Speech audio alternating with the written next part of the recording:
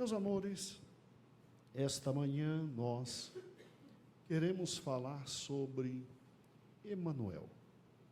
Emanuel, que significa Deus conosco.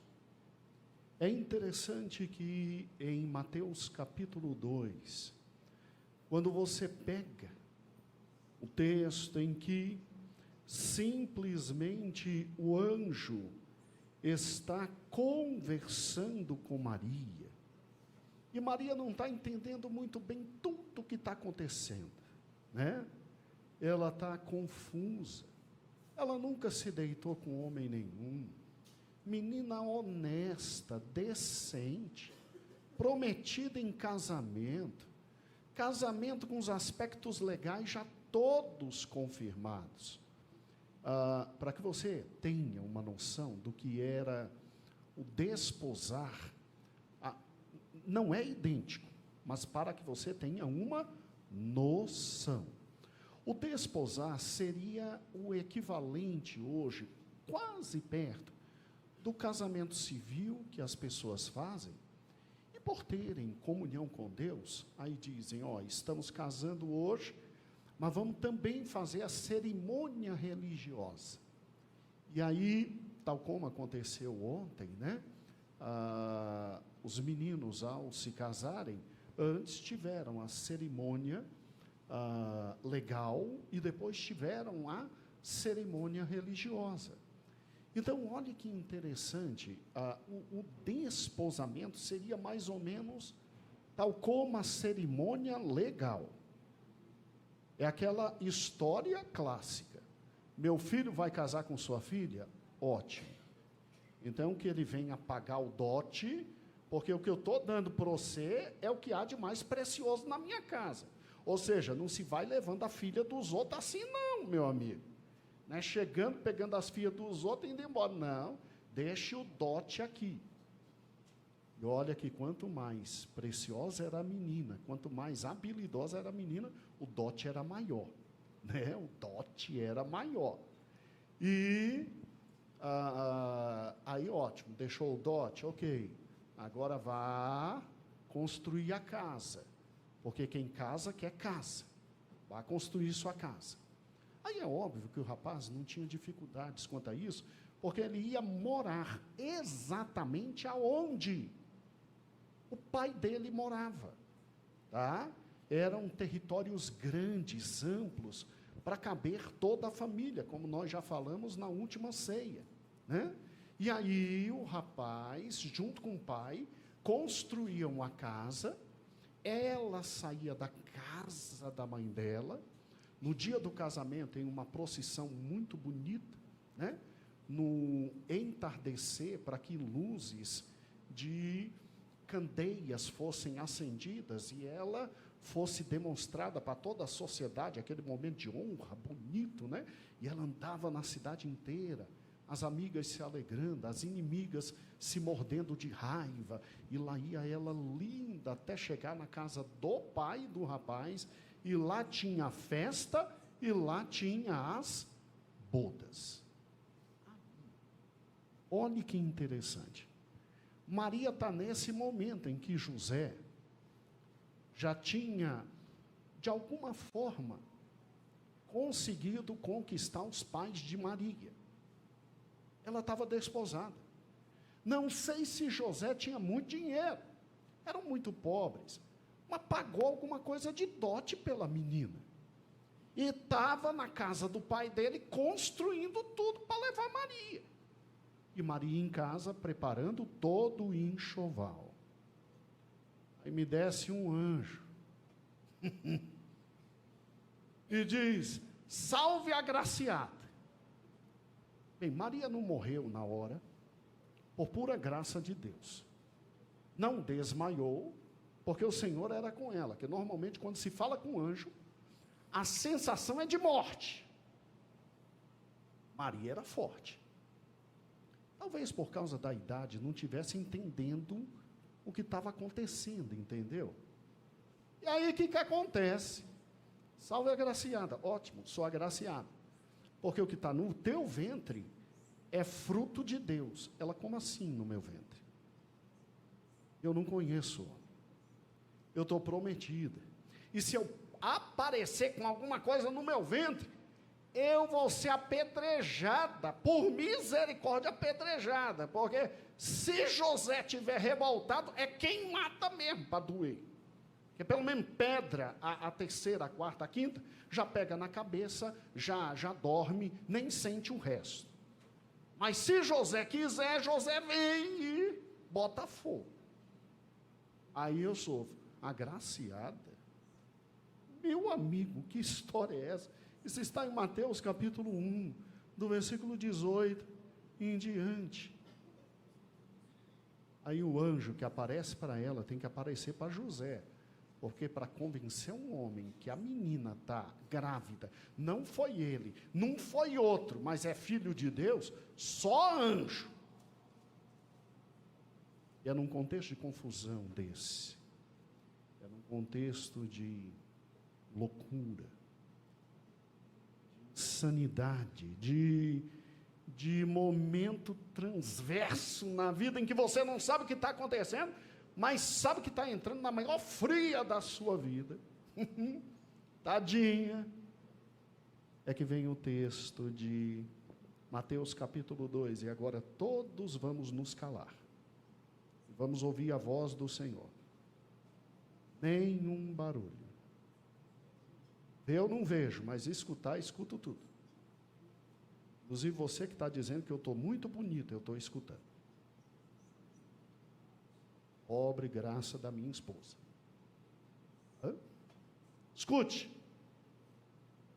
Mateus capítulo 2, versículo 23. Eis que a virgem conceberá. O anjo explica para José, amigo, o que está acontecendo não é traição, não é adultério, é cumprimento da palavra de Deus. A menina é tão digna, e talvez mais digna do que você pense. Tua menina é mais honesta do que você pensa. Tua menina é mais sensata do que você pensa. Ela foi a escolhida para gerar o Filho de Deus, rapaz. Você já se esqueceu de todas as grandes promessas que Deus disse a Davi que daria um filho, e que ele reinaria por todos. E é interessante que o anjo faz questão de, nesse texto, chamar José, do que pouquíssimos homens foram chamados. José, filho de Davi, não temas em receber Maria como a tua, o quê? Esposa. Que lindo. José, ela é mais pura do que você pensa. José, ela é mais digna do que você pensa. José, ela é mais sincera do que você sonha. José, se tem uma mulher que um homem pode botar a mão no fogo, é essa. Isso é o que significa: não temas em receber Maria como a tua esposa, porque o que nela foi gerado foi o Espírito. E deixa eu te explicar, ela vai dar à luz a um filho, vai pôr o nome Jesus, porque ele vai salvar os pecados do povo, e tudo isso está acontecendo, José, para cumprir a profecia. Eis que uma virgem conceberá, e dará à luz a um filho, e ele será chamado pelo nome Emanuel, que significa Deus conosco.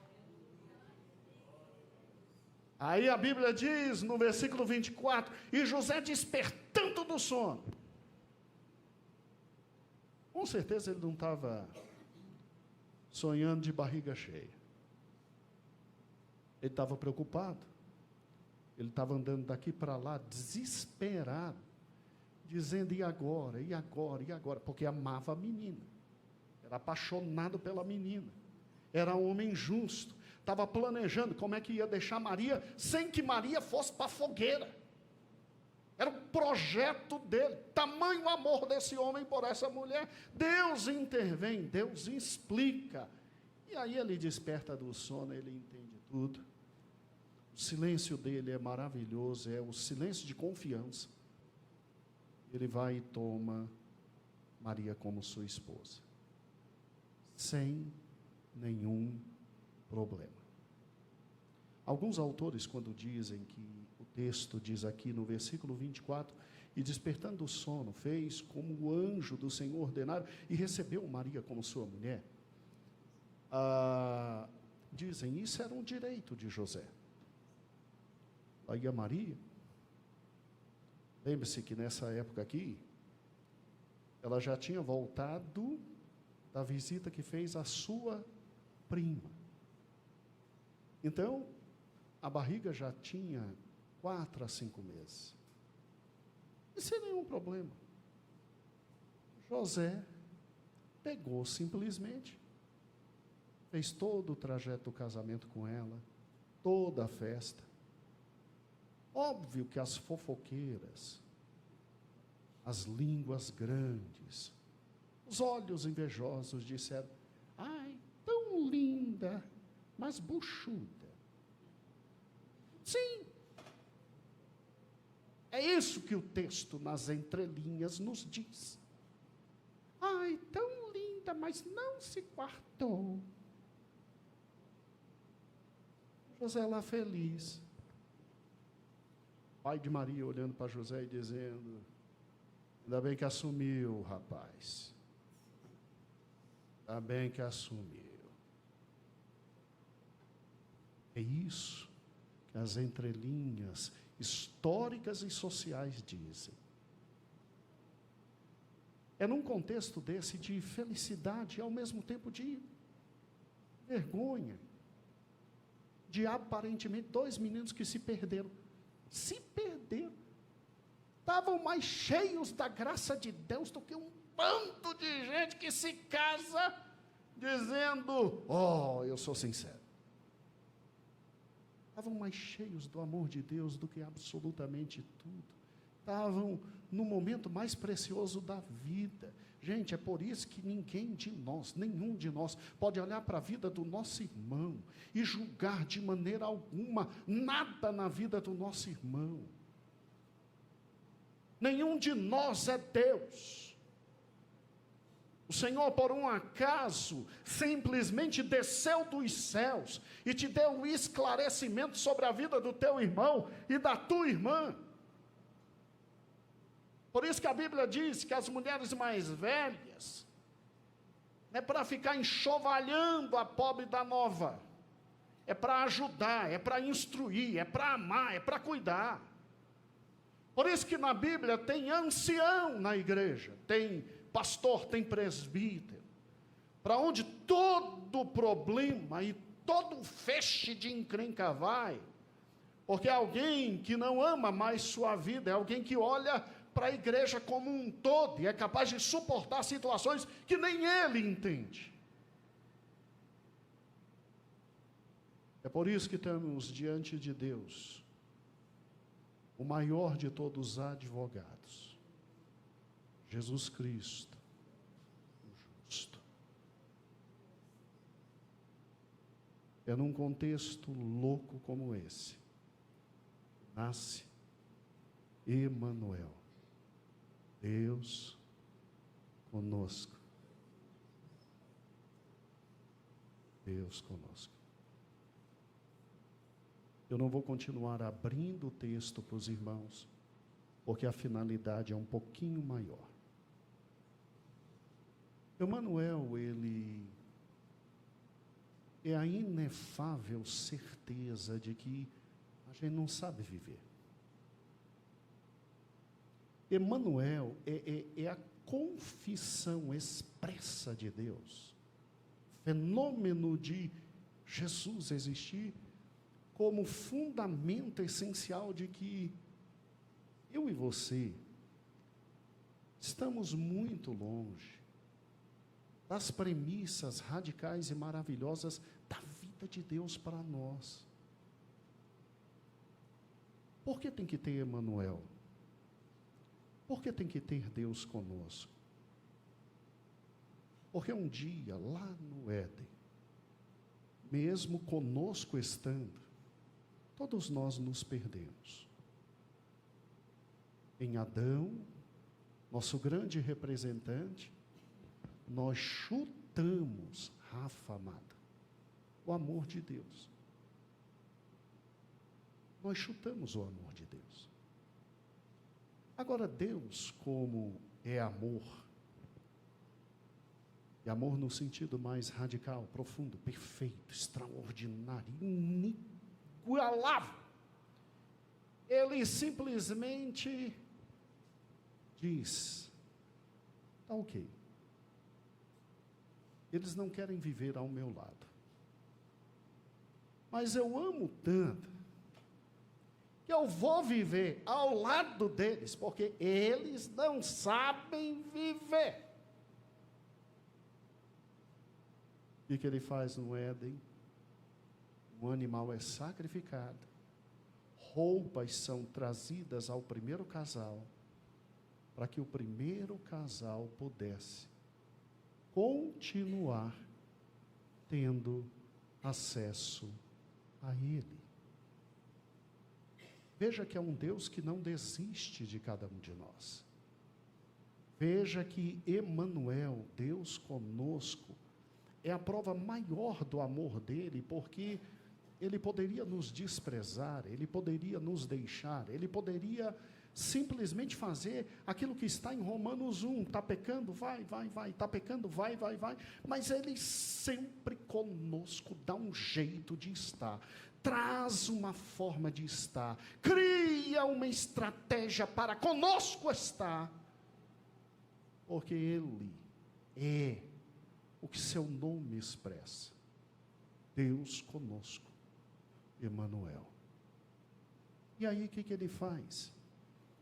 Ele separa um povo, ele diz, eu vou estar no meio desse povo, para que, por intermédio desse povo, todas as nações venham a mim, porque esse povo vai viver de tal forma, que todos vão ver a diferença, e as nações virão a mim, e aí ele escolhe, Abraão, dos seus filhos, ele faz uma grande nação, os liberta do Egito, e olha que fantástico, antes de caminhar, tudo que tinha para caminhar, os coloca num local absolutamente desértico, ermo, para só com eles ter um momento especial, e ali se cria o que nós chamamos de tabernáculo, porque o tabernáculo foi dado a Moisés no deserto, com descrição de absolutamente tudo, porque ele é Emanuel, antes da gente o chamar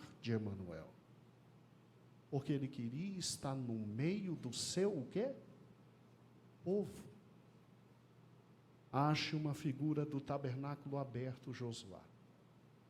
No tabernáculo nós temos 3 grandes partes. Nós temos o pátio exterior, nós temos o átrio interior e nós temos o santo dos santos. E aí Deus disse, olha, eu quero habitar com vocês, eu quero morar com vocês, eu quero viver com vocês, e eu quero estar com vocês, porque o meu desejo é estar junto com vocês. E aí a figura que meu filho vai demonstrar agora, sobre o tabernáculo, você vai ver que tem a parte de fora, que é o átrio, tem a parte do meio, que é onde estão os pães da proposição, a mesa da proposição, aonde está o altar de incenso, mas lá no local íntimo, específico e exclusivo e mais fechado, secreto, ali estava o Senhor, no que nós chamamos biblicamente de arca da o quê? Aliança. Meu filho amado, conseguiu? Então não precisa. Conseguiu. Vá ampliando, meu filho, se for possível, tadinho. Fora o altar, aonde o querido adorador vinha e trazia o seu cordeirinho para que o cordeirinho morresse no lugar dele. Sabe, Lazinho, quando você levava o cordeirinho, não era o sacerdote que matava, era você que degolava.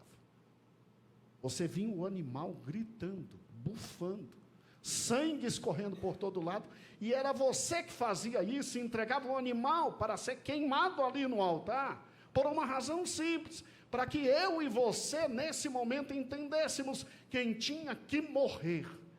Era eu, mas esse animal está morrendo no meu lugar, porque Deus permitiu, e em razão disso, Deus está me perdoando. Aí vai me dizer que não tem fé no Velho Testamento. Talvez a fé dele seja talvez até maior do que a nossa, porque crê numa loucura dessa. Vai me dizer que não tem evangelho no Velho Testamento, crer numa loucura dessa. Aí depois, os sacerdotes se lavavam ali para pegar o próximo animal. Se lavavam ali para pegar o próximo animal. Mas também se lavavam para entrar dentro da tenda da congregação. Vá para dentro, meu filho. Ali dentro estava a mesa da propiciação. Está vendo o sacerdote ali? Com os pães da propiciação? Ali antes da cortina roxa que entrava no Santo dos Santos, ali ficava o altar de incenso e de adoração. E havia todo um ritual quanto a cada uma destas peças e tudo que Deus queria. Por quê? Porque o sacerdote sacrificava por ele, se lavava. E ali dentro tinha comunhão com ele, comia dos pães, adorava o Senhor com o altar de incenso. E uma vez por ano entrava naquele recôndito mais fechado, onde está a Arca da Aliança, para uma vez por ano, no dia do Yom Kippur, entregar a Deus o sacrifício pela nação, e a nação desesperada ficava toda fora, esperando que o sumo sacerdote voltasse, como sinal vivo, de que Deus tinha aceito o sacrifício. Pastor, se eu não era sacerdote, eu entrava ali? Não. Eu ia no máximo ao pátio, entregar minha ovelhinha. E o sonho de entrar no Santo dos Santos, entre para você ver, é fulminado na hora, isso só o sumo sacerdote. Mas era assim que Emanuel podia estar com seu povo. O pecado ainda era uma relação muito difícil, que nos tornava muito longe de Deus, e o máximo de aproximação era isso aí. Pode retirar, filha. Chegou o momento em que um grande templo foi construído, e o templo construído, magnífico, extraordinário, era para que Deus habitasse em Jerusalém, e o seu povo fosse sempre ali adorado. Escute, escute. 3 vezes por ano, o povo descia, com alegria, com felicidade, levando suas ofertas, para se encontrar com Emanuel, Deus, com Yahvé, com o Senhor da provisão, do amor, da graça, da misericórdia, das bênçãos. Mas de repente o povo começa a se afastar e misturar a adoração a Deus com outros deuses.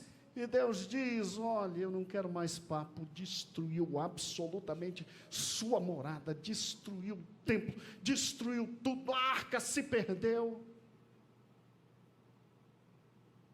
E quando ninguém mais esperava, a presença de Deus com seu povo, que era real e única no Éden, que se tornou absolutamente representativa na tenda da congregação, se tornou forte, poderosa e nacional no templo de Salomão, quando ninguém mais esperava, Deus entre eles, porque Deus prometeu que habitaria ali por amor a Davi.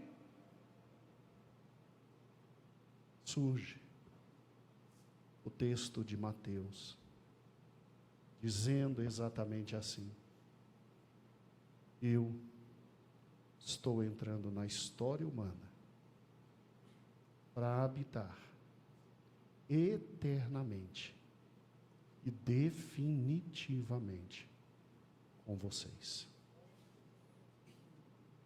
Israel se sentia seguro por causa do templo, porque depois do tabernáculo foi construído o templo, e o templo era uma produção inigualavelmente maior do tabernáculo.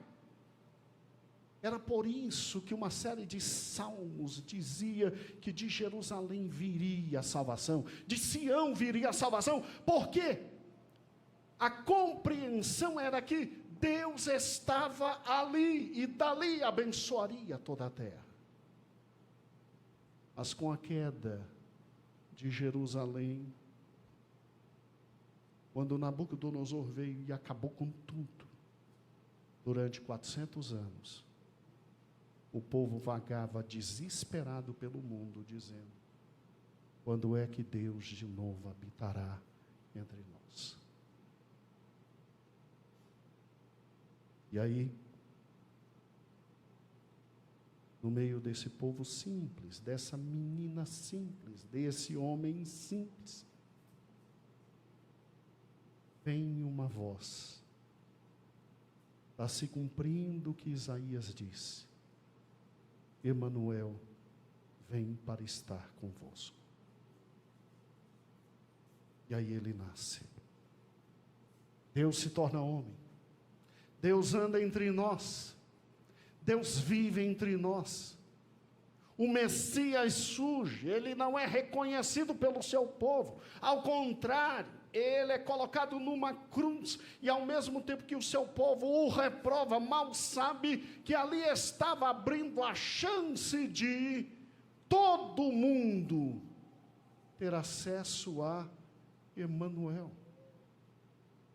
É incrível como Deus faz. Ele não é pego de surpresa, ele não é surpreendido por nenhum dos fatos. O fato dele ter estado entre nós foi inelutavelmente verdade. As provas são irrefutáveis. O próprio Nicodemo chega e diz: ó, ninguém pode fazer o que você faz se não foi enviado por Deus. E olha que ele se revela como o Messias, como Emanuel, para gente que absolutamente ninguém poderia acreditar. Ele não se revela a Pôncio Pilatos. Olha para ele e pergunta o que é a verdade. Ele não se revela a Caifás, aos grandes líderes religiosos. Ao contrário, ele fica quieto e calado. Mas para uma mulher, no poço de Jacó, quando ela diz: eu sei que vem o Messias, ele olha e diz: sou eu. Para 12 pescadores, gente simples, alguns pescadores, outros servidores públicos, outros malucos querendo matar todo mundo, ele diz: o que estão dizendo que eu sou? Olha, alguns dizem que tu és Jeremias, que tu és um dos grandes profetas, e vocês? Aí um dos pescadores, um daqueles que tem menos conhecimento bíblico, diz: tu és o Filho de Deus, tu és o Messias, tu és o ungido, tu és Emanuel, tu és Deus conosco.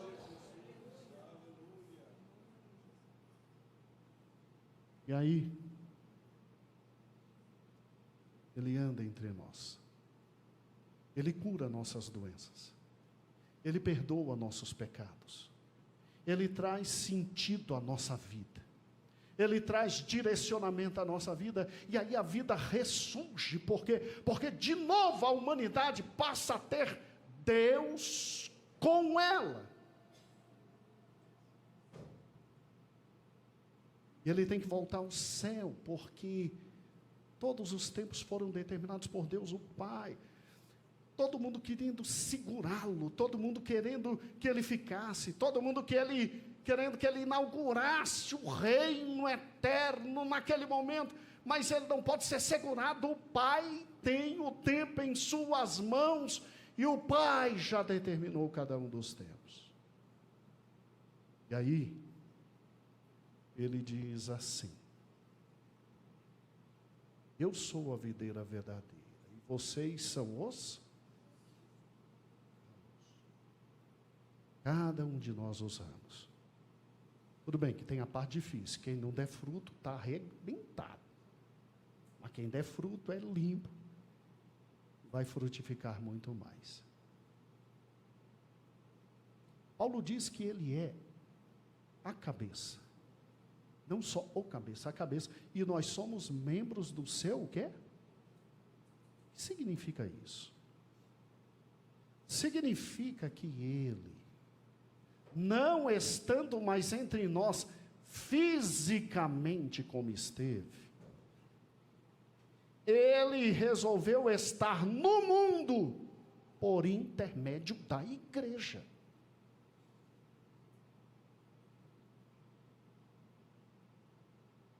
Você já pensou que ele é Emanuel, ele prometeu estar conosco todos os dias, mas ele está sentado à destra do Pai, intercedendo por nós? Como é que ele está conosco todos os dias?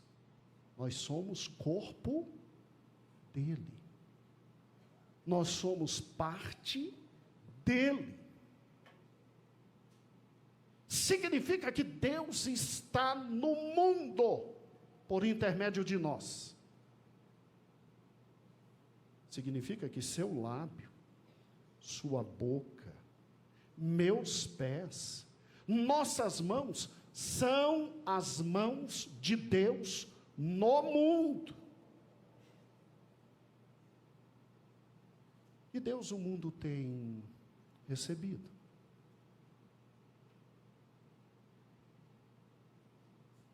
O mundo tem ouvido dos nossos lábios o que de Deus? Os meus pés e os seus pés estão andando aonde Cristo anda. Nossa mão se estende como a mão dele se estende.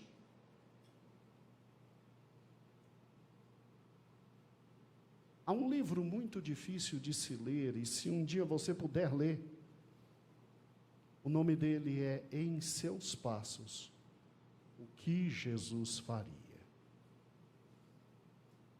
Esse é o livro mais difícil que eu já li na minha vida. Porque depois que eu li esse livro, eu vi que eu era um inútil. Um absoluto inútil.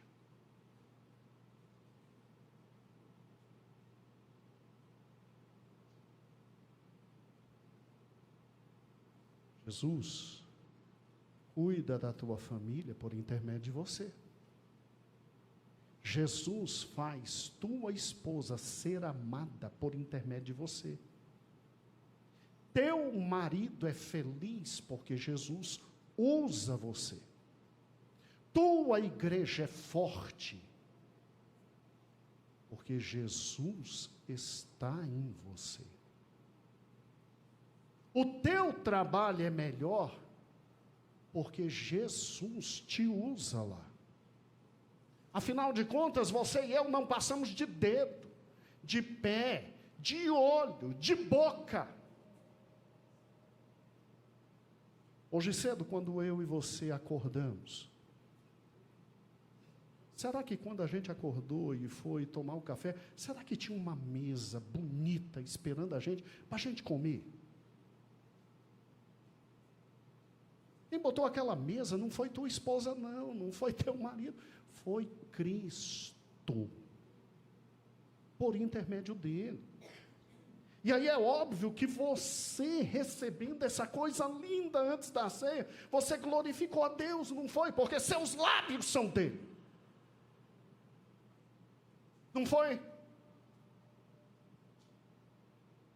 Eu sei perfeitamente que eu e você, antes de chegar na igreja, a gente acordou dizendo: hoje é um dos dias mais felizes da minha vida, hoje é dia de ceia.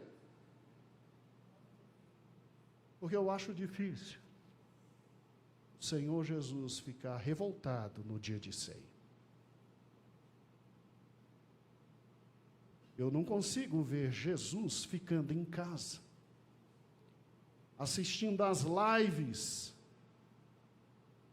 se ele podia estar na sinagoga. Olha que as lives da sinagoga eram fantásticas.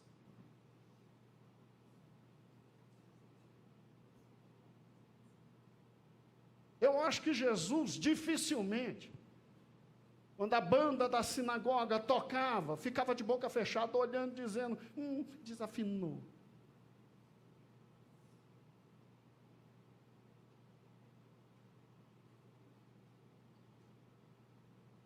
Você está entendendo? Que Jesus vive hoje como Emmanuel, por intermédio de mim e de você. E que o que a gente fala no trânsito, quando é fechado, deve refletir Cristo.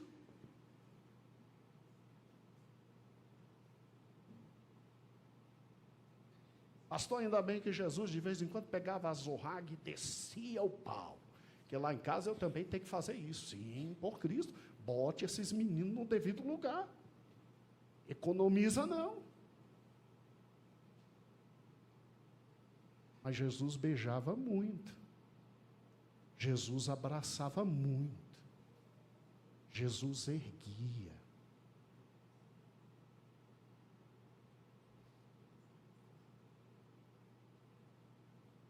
Não há mais véu. O véu ele andou entre nós, morreu, o véu se rasgou, e ele diz, agora eu habito em vós. Eu habito em vós. Será que Jesus paga a miséria que eu e você pagamos para os nossos empregados? Ainda falamos, está mal limpo.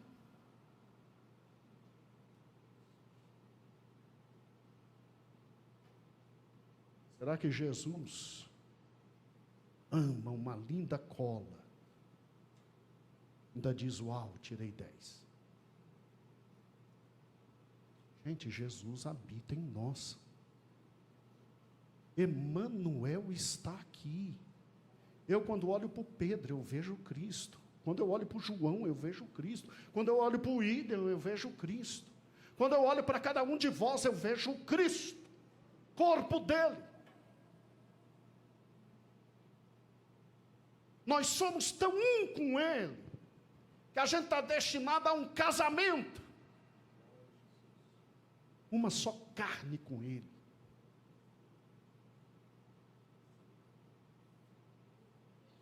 Nós somos tão um com ele, que depois que ele apresentar a gente para o Pai, gente, isso é uma cena que não sai da minha cabeça. Como é que a gente vai ver espírito, Rafael? Espírito não tem corpo. Mas o novo corpo glorificado que a gente vai ter, vai ver Deus Pai. Como é que a gente vai fazer? Vai apertar a mão dele, se abaixa antes, se ajoelha. 3, como é que é? Alguém nos ensine antes de apresentar Deus Pai, o que tem que fazer. Porque eu não sei o que faço. Não é pai? A lembrança que eu tenho de pai é de alguém que sorri, que ama, que beija, que abraça.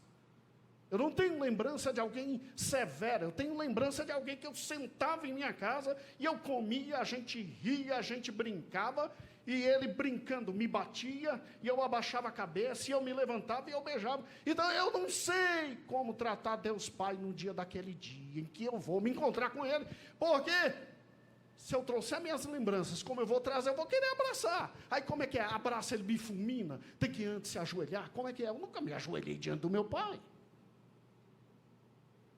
Você entendeu?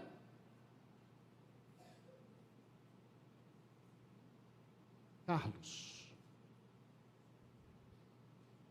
Jesus te ama tanto e é tão um com você, e depois que ele te apresentar o Pai, ele vai dizer, eu quero o Carlos comigo. Onde eu estiver, o Carlos tem que estar. Você entendeu que relação é essa? Que relação insana é essa? Que relação inigualável é essa? Nós carregamos Deus em nós.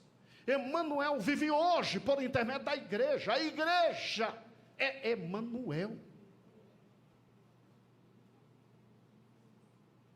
É Deus com os fracos, é Deus com os abandonados, é Deus com os miseráveis, é Deus com os famintos, é Deus na sua casa.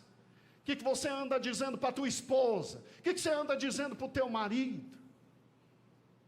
Jesus diria o que você diz para a tua esposa e para o teu marido? Pois é, Jesus está aí dentro. E de uma mesma fonte não pode sair o quê?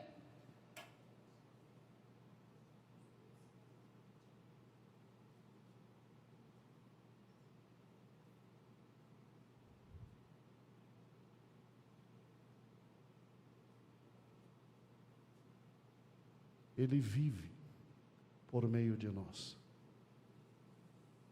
Quando as multidões tinham fome, ele ficava sorrindo e olhando para os discípulos, dizendo: dá a vocês de comer. Se vira.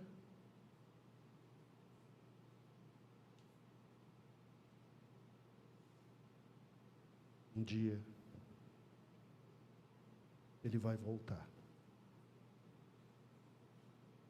No dia que ele voltar, ele volta porque é o final da grande tribulação. Antes da grande tribulação começar, a gente sobe, vai ter todo esse momento com ele. Aí no final da grande tribulação, quando o povo dele, o povo de sangue dele, porque ele é judeu. Você sabia que Jesus é judeu? O povo dele vai gritar e ele vai descer. Quando ele descer, vá comigo para Apocalipse, capítulo 19. Eu estou encerrando. Aquele que viveu como Emanuel por intermédio da igreja. Por isso que alguns intérpretes dizem que para o filho da iniquidade, o anticristo se manifestar, tem que ser afastado que o detém. Aí é uma briga danada. Quem é que detém? É a igreja? É o Espírito Santo? É quem? Quem detém para o anticristo chegar? Gente, Jesus não vive em nós. Ele não diz que a ser Deus conosco todos os dias. Ele vive em nós. Agora, para o mundo,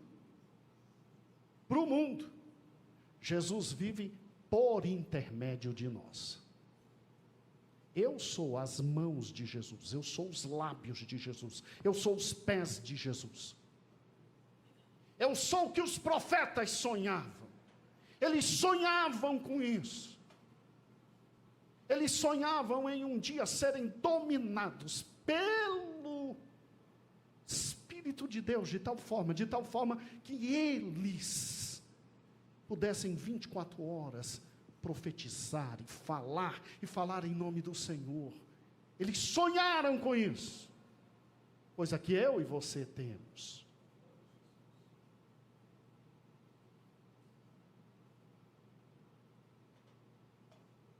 É por isso que se seu vizinho for para o inferno, eu e você não falarmos nada, a gente vai ter que se acertar com ele. Você está me ouvindo? Se o teu trabalhador for para o inferno e a gente não falar nada com ele, a gente está arrebentado. Eu e você estamos felizes, a gente está gordinho, a gente tem dinheiro para comer e beber. Às vezes dá para comer pão com Nutella, pão com ovo. Às vezes é só pão com manteiga e a gente está feliz. Senhor, cura nossas enfermidades. Senhor, cuida da nossa casa. O Senhor está com a gente o tempo inteiro. Aí a gente está pensando que está de boa.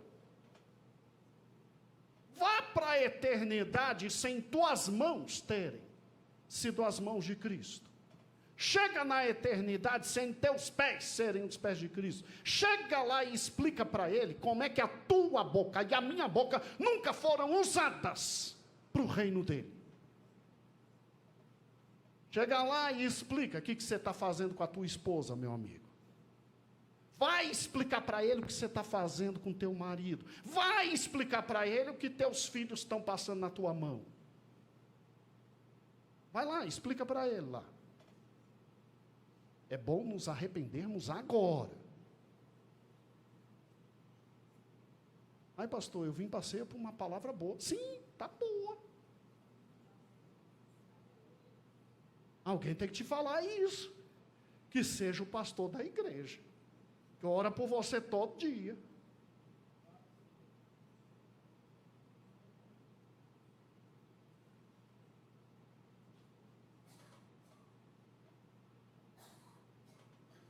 Vai chegar um momento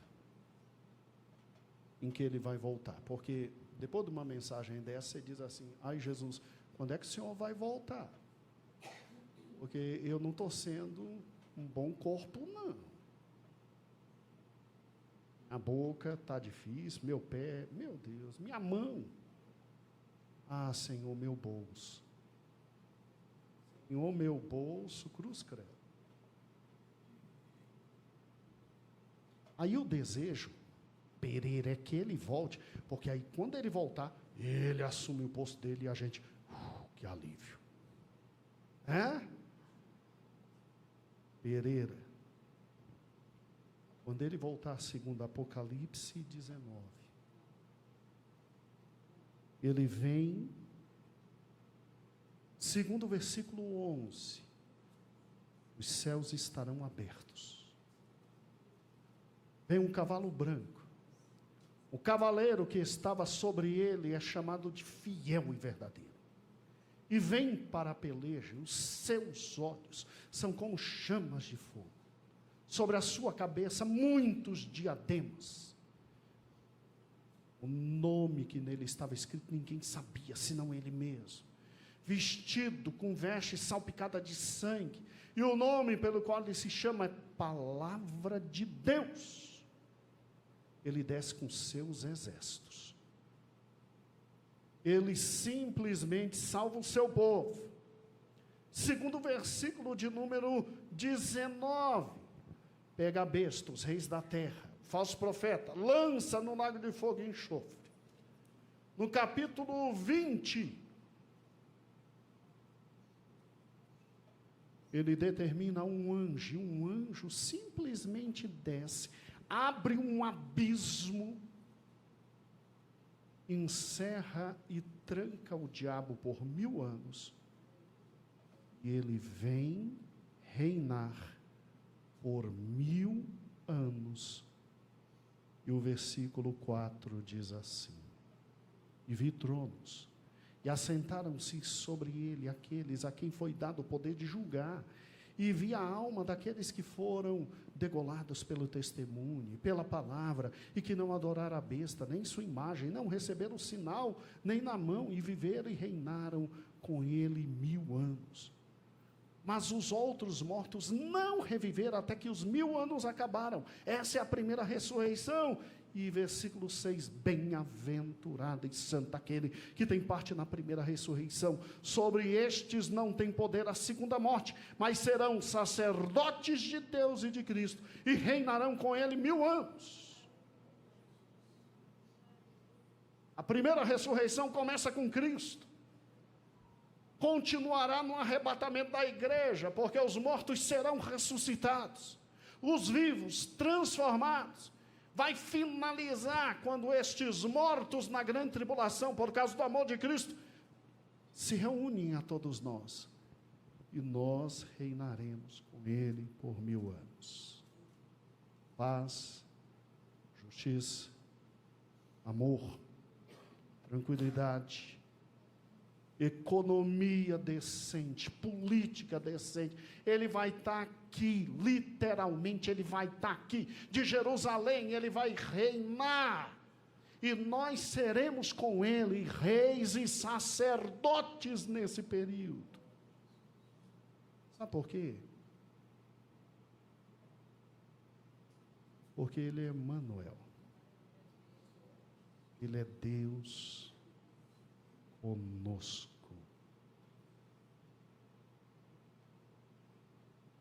Chegando esse período.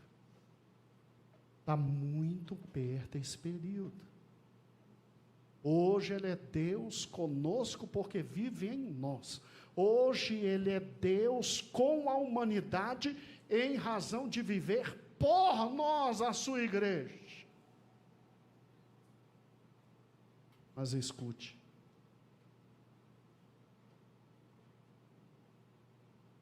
Como Emmanuel, Ele será Deus conosco eternamente, a partir do milênio.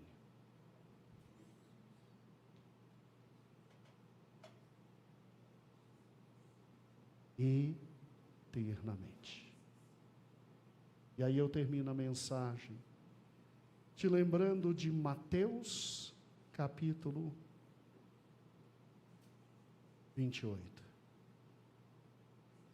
Os últimos versículos: ide por todo mundo, pregai o evangelho a toda criatura. Quem crer e for o quê? Será o quê? Quem não crer será o quê? E eis que eu estou o quê? Convosco todos os dias até a consumação dos séculos.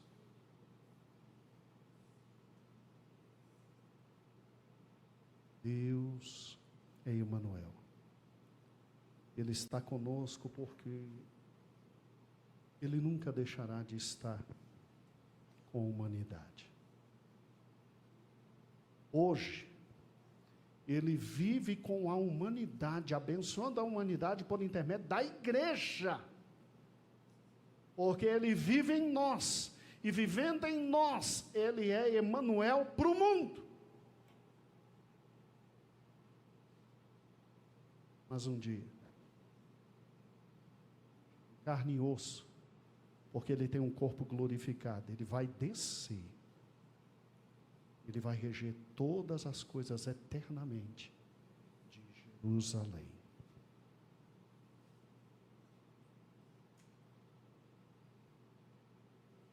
Responda você. Como é que o mundo está sendo abençoado por intermédio da tua vida? Como é que o mundo está sendo abençoado por intermédio da minha vida? Pastor, não tenho dinheiro. Ótimo. Eu não tenho capacidade. Ótimo. Faz então a única coisa que se espera de cada um de nós: pregar o evangelho. Você sabe que Jesus, quando veio, todo mundo estava esperando que ele arrebentasse Pôncio Pilatos, tomasse o poder em Roma e governasse tudo, né? E ele veio para apresentar o evangelho. E é Deus conosco. Agora, se além de levar o evangelho, você puder abençoar com suas habilidades, faça. Com suas capacidades, faça. Sabe por quê? Porque Ele é Deus em nós, para ser para o mundo Deus conosco. Gravou isso? Entendeu quem está aí dentro de você? E entendeu o que Ele está esperando de mim e de você? Então, louvado seja o nome dEle. Vamos ficar em pé.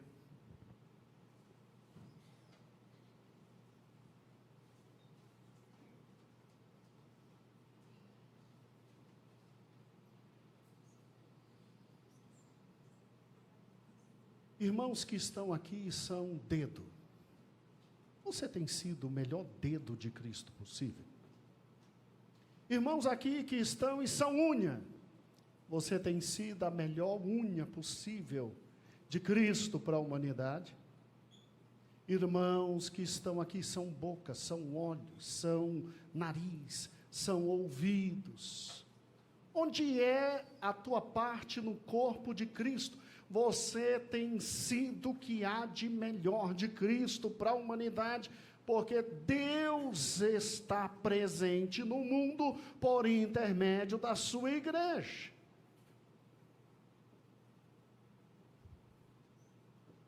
Na pandemia me perguntaram, pastor, onde está Deus? Eu disse, onde ele sempre esteve, na sua igreja. Por isso que 92% dos brasileiros não morreram de fome, porque as igrejas alimentaram. Você sabe por quê? 34% da população brasileira não enlouqueceu completamente, porque as igrejas oraram.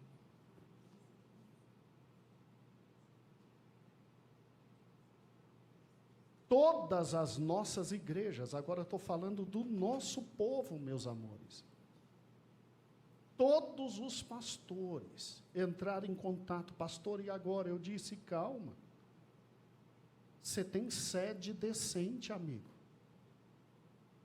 Nós vamos parar a construção, a gente vai parar tudo.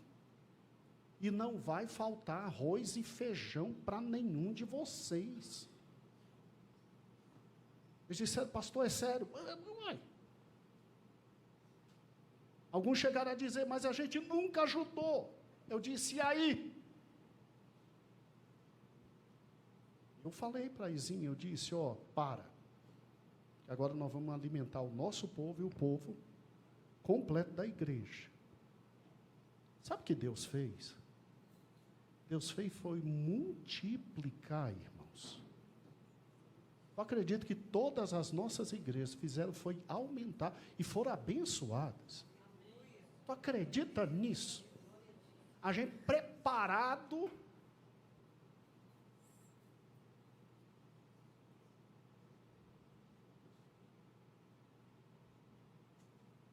Deus quer alcançar todo o gama por intermédio de mim e de você. Deus quer alcançar toda a primeira região por intermédio de você, segunda região, terceira região, quarta região, quinta região, o Brasil inteiro. Não brinca mais com isso. Assuma a sua posição. Assuma. Eu não sei você, mas eu preciso pedir perdão. Vamos pedir ao Senhor que o Senhor nos perdoe agora. Ó Deus eterno, tem misericórdia de cada um de nós. O que fazer depois de tudo que tu falastes essa manhã? A impressão que nós tínhamos é que, como Emanuel, tu estarias conosco e que a vida seria somente essa. Mas tu falastes ao nosso coração que, como Emanuel, habitando em nós, tu serias para o mundo Deus presente por intermédio de nós. Afinal de contas, tu és a cabeça, o dedo sou eu, o pé é meu irmão, o ouvido é o outro. Deus, que missão séria de ser Deus presente ali aonde eu moro, de tu estás presente aonde meus irmãos trabalham. Que coisa séria a minha boca ser a instrumentalização vocal da cabeça que és tu. As minhas mãos serem tão somente consequência das ordens vindas de ti, cabeça. Deus, dá-nos essa consciência. Ajuda-nos a amar o que tu amas. Ajuda-nos, Senhor, a recusar o que tu recusas. Ajuda-nos, Senhor, a viver à altura, Deus. Porque eu não sei, Senhor, mas talvez estejamos sendo tudo menos Emanuel do mundo. Um dia tu virás. Um dia fisicamente tu se estabelecerás aqui e regerás o mundo. Aí teremos de novo Emanuel em nosso meio. Mas até lá, Senhor, usa-nos para a tua glória. Usa-nos para a tua glória. Perdoa nossos pecados. Purifica-nos. Faze-nos viver para ti. Obrigado, Senhor. Amém.